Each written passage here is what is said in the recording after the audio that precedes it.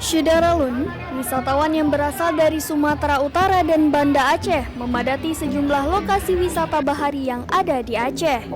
Di antara wisata bahari itu, Pulau Sabang menjadi salah satu destinasi yang cocok untuk menghabiskan waktu liburan bersama keluarga tercinta.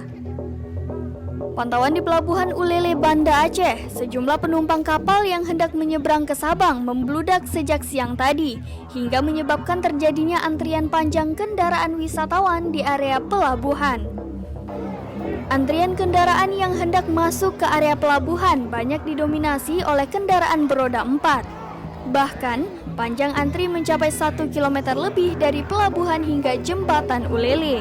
Dirlantas Polda Aceh, Kombes Pol Diki Sondani yang melakukan kunjungan ke Pelabuhan Ulele menyebutkan, wisatawan dari luar kota terpantau ramai yang hendak ke Sabang. Guna mengantisipasi lonjakan wisatawan ke Pulau Sabang, pihak pelabuhan menyediakan kapal feri dengan 3 kali keberangkatan setiap harinya.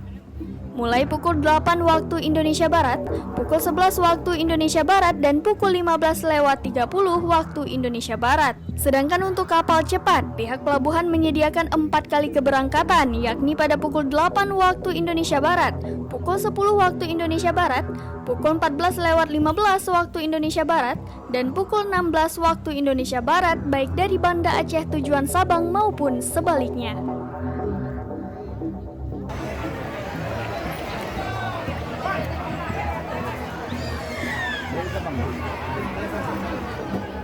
Dari Banda Aceh, Henry, Serambion TV.